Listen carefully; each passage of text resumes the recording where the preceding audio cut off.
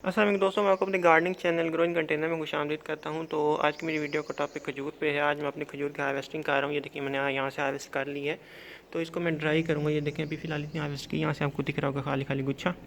तो ये बहुत सारी है और ऐसे बहुत सारे गुच्छे लगे हुए हैं इस पर। तो आज हम बात करेंगे कि आप कैसे इसको घर पर ईज़िली ग्रो कर सकते हो। आप देख रहे हैं कि ये शॉपर भी मैंने लगाया है, इसका भी मैं आपको पर्पज़ बताऊँगा कि मैंने क्यों लगाए हुए हैं, इसको कैसे ग्रो करना है, स्टार्ट टू एंड सब कुछ बताऊँगा आपको। तो इस वीडियो को कंप्लीट देखिएगा और साथ बने रहिएगा, आपको काफ़ी सारी इन्फॉर्मेशन मिलने वाली है। तो चलिए वीडियो को स्टार्ट करते हैं। तो दोस्तों ये देखिए मैं अभी इस गुच्छे से हार्वेस्ट कर रहा था, यहाँ से मैंने कर ली है, अभी काफ़ी सारे करनी है। और ये देखिए ये वाले, ये भी थोड़ा कच्चा है, ये देखिए। और यहाँ पर देखिए इसमें काफ़ी सारे पक गए हैं, ये देखिए। और इसमें थोड़े से कच्चे हैं, तो ऊपर से लाइट पड़ रही है तो वो ठीक से कैमरा फोकस नहीं कर पा रहा। तो आप देख सकते हैं इसका साइज़ ज़रा बड़ा है, इसका थोड़ा छोटा है क्योंकि इसमें दाने ज़्यादा हैं काफ़ी।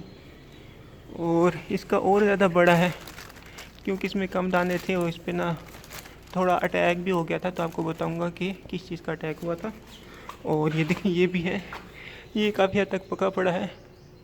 तो आज मैं ना मेरा पाउडर ना 20% हार्वेस्ट करूँगा और फिर इसको ट्राई करूँगा। ये देखिए मैंने कुछ हार्वेस्ट भी की है, ये यहाँ पड़ी है इसमें, ये देखिए।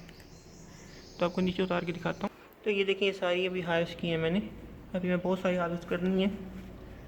तो आप कैसे इस खजूर को घर पे ग्रो कर सकते हैं। अभी पीछे से नरम होगी यहाँ तक, तो फिर ये फुली रेडी होगी। अभी फिलहाल रेडी नहीं है, तो मैं इसको पहले उतार रहा हूँ क्योंकि मुझे कुछ परेशानी का सामना करना पड़ा था लास्ट में, तो वो भी आपके साथ शेयर करूँगा। ये देखिए ये ऐसे हो जाएगी ड्राई होने के बाद ना, कुछ इसके ऊपर छिलके है ना, क्योंकि ये फुल्ली राइपन नहीं थी तो इस तरह की हो जाती है, बहुत नरम हो जाती है।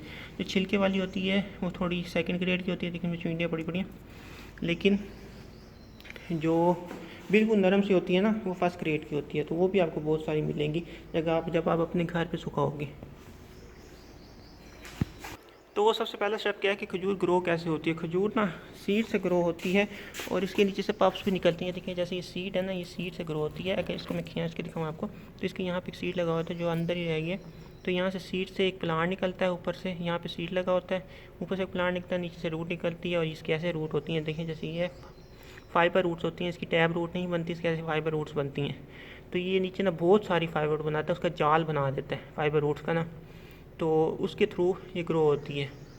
जो न्यू वैराइटीज़ होती हैं वो ये सीड के थ्रू ही प्रोपिगेट हुई होती हैं। कभी किसी ज़माने कोई अच्छा सीड निकल आया तो उससे एक नई वैरायटी बन जाती है।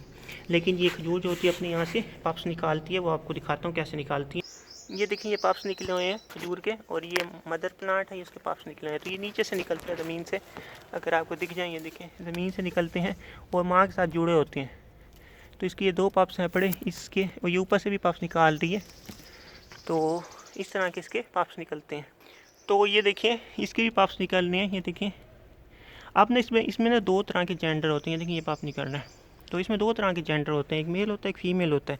तो क्या फीमेल भी पप निकालती है, मेल भी पप निकालता है? जी हाँ, ये मेल है, आपको जो दिखा रहा हूँ। इसने देखिए नीचे से अपने बच्चे निकाले हुए हैं। अच्छा, जो तंदे के अंदर से निकलता है ना, सिर्फ वही बच्चा होता है। कभी कभी नीचे सीड गिर जाती है तो उससे भी ऐसा लगता है कि माँ के अंदर से निकल रहे हैं या बाप के अंदर से निकल रहे हैं, तो वो नहीं होता। अच्छा, इसमें से ना जो भी माँ के साथ जुड़ा हुआ पप होगा वो पूरी माँ की करैक्टरिस्टिक होगा, तो वो पूरा का पूरा माँ के ऊपर जाएगा, ये बात ध्यान रखनी है। तो इस तरह से ना इसकी आगे नस्ल बढ़ाते हैं। फॉर एग्जांपल इस माँ ने कोई बच्चा निकाला हुआ है ना, क्योंकि ये फीमेल है, इसका काफ़ी अच्छा फ्रूट है और काफ़ी अच्छा टेस्ट है इसका। ये बड़ी होके ये पक के ना बिल्कुल नरम सी जेली नुमा हो जाती है, जैसे ना हनी नहीं होता। तो मैं अगर इसकी प्रोपिगेशन करना चाहता हूँ तो क्या मैं सीड से करूँगा? नहीं, सीड की करैक्टरिस्टिक डिफरेंट होती हैं। सीड से वो चीज़ नहीं निकलती, कभी भी माँ के बराबर नहीं निकलती। जैसे हमारे में माँ बाप अलग अलग होती हैं, वैसे इनमें भी माँ बाप अलग अलग होते हैं। हम अपनी माँ बाप को कुछ करैक्टरिस्टिक तो देते हैं, यानी कि हमारा नाक चला जाता है, किसी की आंखें बड़ी होती हैं तो माँ की आंखें बड़ी होती हैं, तो बेटों की भी या बच्चों की भी आंखें बड़ी हो जाती हैं, बाप की आंखें बड़ी होती हैं। या किसी के डिम्पल होते हैं तो किसी एक बच्चे में उसके डिम्पल आ जाते हैं, लेकिन पूरी कॉपी नहीं बनता। तो इसी तरह इनमें भी ऐसे होता है कि कुछ कुछ करैक्टरिस्टिक आ जाती हैं और पूरी कापी नहीं बनती। अब फॉर एग्ज़ाम्पल ना, अब इसके जो सीड से ना निकला है, फॉर एग्ज़ाम्पल ये ही पौधा निकला है। अब ये पौधा हमें नहीं पता क्या है, ये नारा या मादी है, क्योंकि जैसे हमारे भी मेल फीमेल होते हैं वैसे इनके भी बीजों में से मेल फीमेल निकलते हैं। तो आपको नहीं पता कि ये नारा मादी है, इसमें कितने % चांस होता है। तो आप कह सकते हो कि 50 to 60% मेल निकलते हैं, ज़्यादातर मेल निकलते हैं, फीमेल कम निकलती हैं जो सीड ग्रोन होते हैं ना। लेकिन फ़ीमेल का मतलब ये नहीं है कि फ़ीमेल भी ऐसी खूबसूरती अच्छा सा टेस्ट देगी।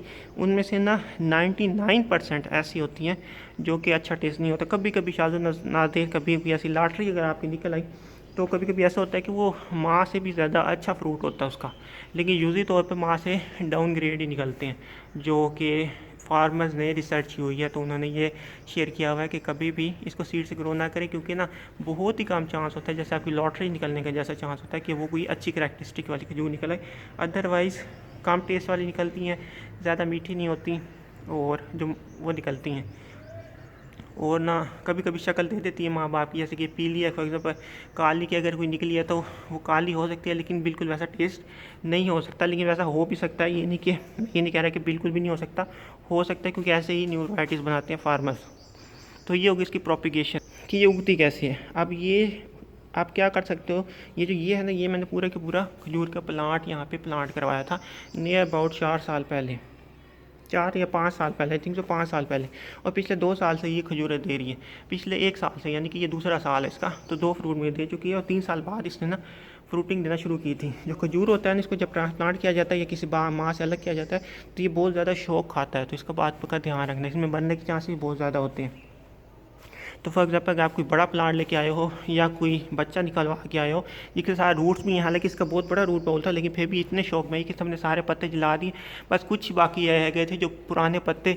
इसमें से आपको दिख रहे होंगे, जैसे कि ये वाला, ये इसका पुराना पत्ता है जो कि अभी तक नहीं गिरा। ये है, ये नए हैं और पुराने मैक्सिमम इसने अपने पीले कर दिए, कुछ अभी रह भी गए हैं, लेकिन पीछे कुछ रह गए जैसे कि वो पीछे वाला।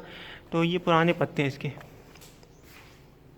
तो कुछ इसने पत्ते बचाए थे, अदरवाइज अंदर से सारा सूख गया था। तो ये दोबारा निकला आहिस्ता आहिस्ता आहिस्ता आहिस्ता। तो खजूर के बारे में एक बात मशहूर है कि पहले साल ना जब आप इसको प्लांट करते हो ना, ये ना सोई रहती है। तो पहले साल ये सोई रहती है, दूसरे साल ये हल्का हल्का रेंगती है, यानी कि अंदर से आपको हल्के हल्के पत्ते निकलते दिखेंगे। पहले साल ये बिल्कुल सोई रहेगी, ऐसा लगेगा ये मर गई है। दूसरे साल अंदर से हल्के हल्के पत्ते निकलना शुरू होंगे। कभी कभी ऐसा होता है कि अगर कम शौक लगे ना, पहले साल भी हल्के से अंदर से पत्ते निकलने लग जाते हैं, लेकिन यूज़ी तौर पे दूसरे साल तक ये चलता रहता है।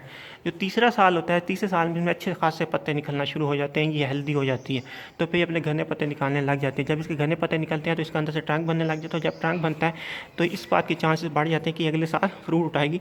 तो नियर अबाउट 3 साल बाद ये फ्रूट उठाने के काबिल होती है, क्योंकि इसका तीसरे साल जाके ट्रंक बनता है। तो तीसरे साल जो ट्रंक बना होता है ना, उसी के अंदर से शाखें निकलती हैं फूल वाली, जिन पे ना फल लगता है। अब इसमें ना 2 तरह के फल होते हैं, फूल भी, क्योंकि मैंने आपको बताया कि मेल अलग होता है, फीमेल अलग होता है। तो मेल का फ्लावर अलग होता है और फीमेल का अलग होता है। फीमेल के छोटे छोटे दाने होते हैं, जबकि मेल का ना पूरा पूरा फूल होता है। तो मैं आपको ना तस्वीर भी दिखा दूंगा कि कैसे मेल और फीमेल के अलग अलग होते हैं फ्लावर। फिर इनको पॉलिनेट करना पड़ता है, हर साल पॉलिनेट करना पड़ता है। बाज़ औक़ात कुछ वैराइटीज़ ऐसी होती हैं जिनको आप पॉलिनेट नहीं करना पड़ता, लेकिन मैक्सिमम वैराइटीज़ ऐसी होती हैं जिनको आप पॉलिनेट करना पड़ता है, तब खजूर सेट नहीं होती। तो आपके पास मेल और फीमेल दोनों होने चाहिए। जो आपके पीछे मैंने मेल दिखाया है, वो फूल निकालता है, तो उसके फूल मैं इसके ऊपर डालता हूँ। यूज़ी तौर पे आपको फार्मर किसी फार्म से भी मिल जाते हैं पैसों के। अब मेल के फूल, ये देखिए, मैंने यहाँ पे आपको जो फूल दिख रहा है ना, ये मेल का फूल है जो मैंने ऊपर टंगाया हुआ है, ताकि ये पोलिनेशन होती रहे। जब स्टार्ट में टंगाया था, अभी काफ़ी पुराना हो गया, तो स्टार्ट में इसको पोलिनेट करना पड़ता है। मैं इसको हैंड पोलिनेट करता हूँ, अदरवाइज इसका इतना ज़्यादा फ्रूट नहीं लगेगा अगर आप हैंड पोलिनेट नहीं करोगे, क्योंकि इसका बहुत ही ज़्यादा फ्रूट लगा हुआ है। अभी तो शॉपर है ना, आपको दिख नहीं रहा सही से, लेकिन इसके बहुत बड़े बड़े गुच्छे हैं, ये देखिए, ये ऊपर तक जा रहे हैं। तो इसका काफ़ी अच्छा सा फ्रूट लगा हुआ है। ये देखिए, एक मैं देख रहा हूँ, ये शायद पक भी गया है और ये नीचे गिर रहा है, ये देखें। तो ये इस तरह से अभी ये पकना शुरू हो रही है। सही था नहीं था ये दाना, इसके नीचे थोड़ा सा होल था, तो ये ऐसे हो गया। अलबत्ता ये अदरवाइज ये इसके पकने की स्टेज नहीं है, ये किस्म का ख़राब हो रहा है क्योंकि इसके नीचे होल था। तो आपको हर साल इसको स्प्रिंग में पोलिनेट करना पड़ता है। पोलिनेट कैसे करेंगे, जैसे इसका फ्लावर खुल जाए ना, उसके 48 घंटों के अंदर अंदर, यानी कि फ्लावर का ऊपर से वो होता है, खोल होता है, वो जब फटता है ना, तो उसके अंदर से ना फूल निकलते हैं। उस फटने के नियर अबाउट 48 घंटों के अंदर अंदर आपको इसको पोलिनेट करना पड़ता है। तो ये बात बहुत लाजमी है। तो पोलिनेशन के बाद आप इसको बांध देते हैं। बांधने के बाद ना तो ये खुद ब खुद पोलिनेट होते रहते हैं, और जब छोटा छोटा फल आपको दिखने लग जाए, यानी कि गोल गोल, तो उसका मतलब ये होता है कि पोलिनेट हो गए। लेकिन अगर आपको 3 मुंह वाला फल दिखे, यानी कि फल के 3 मुंह हैं, तो वो पोलिनेट नहीं हुआ, यानी कि एक दाने की बजाय 3-3 दाने बन रहे हैं, तो वह यानी कि आपको पोलिनेशन अच्छी नहीं हुई, तो वो खुद ब खुद गिर जाएगा। जिसका एक दाना बनेगा वो रहेगा। तो स्टार्ट में इसकी फ्रूट ड्रॉपिंग भी होती है, तो जिसको कहते हैं अर्ली फ्रूट ड्रॉप। तो अर्ली फ्रूट ड्रॉप में हमें अर्ली फ्रूट ड्रॉप को रोकने के लिए इसको अच्छी खासी खाद देनी पड़ती है। आप इसको डीएपी भी दे सकते हैं और इसको कंपोस्ट भी आपने दिसंबर में डालनी है। तो अगर आपने इससे अच्छी फ्रूटिंग चाहते हैं दिसंबर में कंपोस्ट डालनी है, और जब फ्लावरिंग हो तो फिर आपने एनपीके डालनी है और थोड़ी सी आप बोरान वगैरह भी डाल सकते हैं। और जब दाने के बराबर फ्रूट सेट हो जाए तो फिर आपने डीएपी डालनी है, कैल्शियम नाइट्रेट डालनी है और एनपीके डालनी है वक्फे वक्फे से। तो ये चीज़ें आपको डालनी चाहिए ताकि आपका अच्छा फ्रूट सेट हो। इसके अलावा आप मुसलसल वो भी डाल सकते हैं, गोबर की खाद भी, जो कि फुली डिकम्पोज हो। इसके बाद फिर क्या होती है, इसके बाद फ्रूट बड़ा होने लगता है और वो फिर ग्रीन कलर का ऐसे ऐसे अपेयर होने लगता है। जब तक वो ग्रीन रहता है तब तक उस पर इतना इंसेक्ट का अटैक नहीं होता, लेकिन इस दफ़ा ना मैंने देखा है कि ग्रीन पे भी मेरे एक इंसेक्ट का अटैक हुआ, वो है टिड्डा। तो टिड्डे ने क्या किया, टिड्डे ने ना ऊपर से जो इनका खोल होता है ना, तो जब ये तो पूरा गुच्छा है ना, वो इसके ऊपर बैठ गया, उसके ऊपर सारी जो स्किन होती है ना, इसको खा के फिर दूसरे को खाने लग गया, फिर तीसरे को खाने लग गया। तो ये ऐसे अटैक हो सकता है। तो अगर आपके यहाँ टिड्डों का ख़तरा है तो फिर आप इन्हें उसके ऊपर ना फ़िलहाल जाली से कवर कर लेना कि बारिश स्टार्ट नहीं हुई। तो अगर बारिश स्टार्ट हो गई है तो फिर मैं आपको रिकमेंड करूँगा कि आप शॉपर से कवर कर ही लो, क्योंकि ना अगर इस पर बारिश पड़ गई, यानी कि खजूर नरम है और इस पर बारिश पड़ गई तो वो गल जाती है, वो खट्टी हो जाती है, वो किसी खाने के काबिल नहीं रहती। तो इसकी ना हर स्टेज पे ना हमें ना केयर करनी पड़ती है खजूर की। तो वो जो फर्टिलाइज़र थे वो तब तक देने हैं जब तक ना ये येलो नहीं होने लग जाती। जब येलो होने लग जाए तो फिर आपने ना उससे पहले फॉर एग्जाम्पल साइज़ पूरा निकाल लिया, वो येलो हो रही है, तो फिर आपने इसको पोटाश देनी है ताकि इसका साइज़ थोड़ा बड़ा हो और ये मीठी ज़्यादा हो। तो फिर आप इसको पोटाश दे सकते हैं। तो उसके बाद आपने इसको फ़िलहाल कोई वो नहीं देनी। जब आप देखें कि फल पकने लग गया तो इसका पानी कम कर देना आपने। तो और फिर एक स्टेज ऐसी आती है कि जब ये पकती है तो उसी टाइम बारिशें भी होने लग जाती हैं, क्योंकि ना इसका टाइमिंग ही ऐसी होती है कि ये उसी टाइम ही पकती है जब वो आता है, बारिशों का मौसम आता है, यानी कि जुलाई अगस्त में पकती है ये जाके। तो उसमें बारिशें आते आती है तो फार्मर क्या करते हैं, जो जिनकी महंगी खजूर होती हैं वो क्या करते हैं, इनको ऊपर शापर दे देते हैं। शापर अब कैसे देना, शापर ना मैंने लास्ट ईयर मिस्टेक की थी एक, वो आपने नहीं करनी है। आप देख रहे हैं ये शापर बंधे हुए हैं, ऊपर से मैंने इसको बांधा हुआ है, आप देख रहे होंगे, ये देखिए इसको मैंने बांधा हुआ है। तो ये मिस्टेक आपने नहीं करनी, मैंने ना सेब से बांधा हुआ है, ये देखें सेब है पीछे, ये रेड कलर का ये सेब है। तो मैंने पिछले साल सेब से बांधी। सेब का क्या है कि इसमें ना पकड़ नहीं होती, और जब गीली टहनी पे आप बांधते हो ना तो गीली टहनी क्या करती है, गीली टहनियाँ सुकड़ जाती है। तो हम तो बड़ी टाइट करके बांधते हैं सेब, लेकिन वो जब गीली टहनी होती है, जब उस पर प्रेशर पड़ता है तो सुकड़ जाती है। तो फिर क्या होता है कि उसकी पकड़ कम हो जाती है। तो जब बारिश आती है तो बारिश यहाँ से अंदर चली जाती है, यहाँ से ऊपर से अंदर चली जाती है, हमें पता नहीं चलता, हमने तो पक्का बांधा हुआ था, लेकिन एक्चुअली में अंदर ही अंदर ये जो ग्रीन टहनी थी इसने अपने आप को सुखाड़ दिया, क्योंकि इसके ऊपर प्रेशर पड़ा तो इसने अपने आप को सुखाड़ दिया। अगर सूखी टहनी होती फिर तो ना सुखाड़ती, लेकिन गीली टहनी तो इसने अपने आप को सुखाड़ दिया, तो प्रेशर कम हो गया, तो पानी अंदर चला गया और मेरी काफ़ी सारी खजूर पे फंगस लग गई थी लास्ट ईयर। लेकिन इस साल मैंने क्या किया, इस साल ये जो रबड़ नहीं होते रबड़, अब ये जो है ना ये टायर की ट्यूब के रबड़ है जो मैंने काट के यहाँ पे बांधे हुए हैं। इससे क्या होता है, इससे ग्रिप कभी भी कम नहीं होती। इवन दो टहनी सुकड़ भी जाए तो ये रबड़ में ना प्रेशर बना रहता है, ये और वो हो जाते हैं, टाइट हो जाते हैं, हमने आप खुद ब खुद टाइट कर लेते हैं। तो हमेशा ऐसे करना। इस साल इसके ऊपर कोई अंदर बारिश नहीं गई, तो ये बहुत बात ध्यान की बात है। ये आपको ना एक्सपीरियंस से पता चलती हैं बातें छोटी छोटी। ये छोटी छोटी बातें अगर आप केयर करोगे तो आपका बड़ा फ़ायदा होगा, लेकिन अगर आप छोड़ दोगे तो आपको बड़ा नुकसान होगा। क्योंकि मेरी एक छोटी सी बात की वजह से ना काफ़ी सारी खजूर को फंगस लग गई थी, क्योंकि अंदर ऊपर से पानी चले गया। मैंने तो अपने हाथ से टाइट बांधा हुआ था, लेकिन मुझे नहीं पता चला कि खुद ब खुद ही वो ढीला हो गया। यानी कि इतना टाइट नहीं था, लगता तो नहीं था ढीला, लेकिन वो हो गया। तो इस तरह ना फिर आपने इसको हार्वेस्ट कर देनी है। हार्वेस्ट करने के बाद, अच्छा हार्वेस्ट आप किस स्टेज में करनी है, हार्वेस्ट करने की सबसे अच्छी स्टेज होती है जब ना खजूर ना पूरी पक जाए, उसमें एक ही ग्रीन दाना ना हो और यहाँ से ना हल्की हल्की ना नरम हो रही हो, यहाँ से बहुत ही हल्का सी यानी कि निशान पड़ जाए, जिसको डंग कहते हैं। अब इसमें एक किस्म का नहीं, आप इसको भी डंग कह सकते हैं, जो इसके पीछे छोटी सुई होती है, लेकिन वो पीछे से नरम वाली को डंग कहते हैं अक्सर। जब हल्की से पीछे से नरम होने लग जाता तो फिर बहुत ही अच्छा इसका टेस्ट बनता है पका सुखाने का। सुखाने कैसे, आपने ना इसको चाय पे डाल के ना धूप में रख देना, नियर अबाउट चाय पे डाल के धूप में रख देना, ऊपर जाली लगा देनी है, डायरेक्ट धूप में रख देना। नियर अबाउट आपने 10 दिन के लिए रखना है और तकरीबन 3 दिन के बाद ये नरम हो जाएगी। आपको ऐसे लगेगा कि पक गई, लेकिन आपने इसको फुली ड्राई करना, अदरवाइज़ ना इसमें ना कीड़े पड़ने के भी चांसेस होते हैं। तो आपने ज़रा भी मॉइस्चर अंदर नहीं रखना। तो नियर अबाउट आपने 10 दिन तक ड्राई करके उसको एक डब्बे में, खुश्क डब्बे में टिश्यू वगैरह रख के आपने ऊपर बंद कर देना। बेशक आप फ्रिज में रखो ना रखो कोई फ़र्क नहीं पड़ता, आपकी 3 महीने तक चल जाएगी। अगर आपकी अच्छी तरह ड्राई हुई है और आपने बिल्कुल खुश करके रखे हो, आप उसमें पानी नहीं डाल रहे, यानी कि कोई ऐसी जगह नहीं रखा जहाँ पे एयर कूलर लगा हुआ है, तो उससे तो खुद ब खुद सक कर लेगी ना। तो आपने एयर टाइट जार में रख देना उसे, और तकरीबन अबाउट आप 3 महीने तक बगैर फ्रिज के उसको रख सकते हो। तो 3 महीने बहुत होते हैं, आप फुली इंजॉय कर सकते हैं। तो अगर आप ज़्यादा करना चाहते हैं यानी कि उसको फ्रीज़ करना चाहते हो तो आप अपने फ्रीज़र में रख सकते हैं, फिर आप जितनी मर्ज़ी देर रखें। लेकिन मैंने फ्रीज़र में ट्राई नहीं किया, मैं सिर्फ उसमें करता हूँ। ये देखिए, ये टिड्डा है जिन्होंने नुकसान किया है। ये देखिए, ये ऐसे होते हैं, ये खा जाते हैं।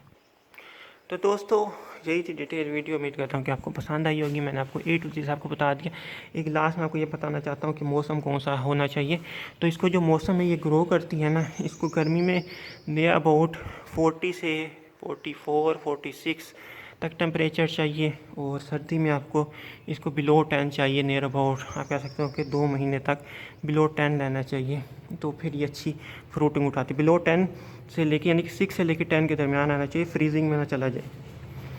तो बिलो 10 रहना चाहिए सर्दी में। नियर अबाउट आप कह सकते हो कि 30 से 45 दिन लेना चाहिए, ताकि थोड़ी सी डोमेसी में जाए, और जब ये बाहर में उठे तो इसे पता चले कि मैं उठ रही हूँ, और ये फ्रूट सेट करे। तो चले, यही थी वीडियो। अच्छी लगी तो उसको लाइक ज़रूर कीजिएगा, शेयर भी कीजिएगा, ताकि लोगों का फ़ायदा हो सके। मैं आपको अपने तकरीबन पिछले कई साल का एक्सपीरियंस शेयर किया है। तो मैं आपसे इजाज़त चाहता हूँ। अल्लाह हाफ़िज़।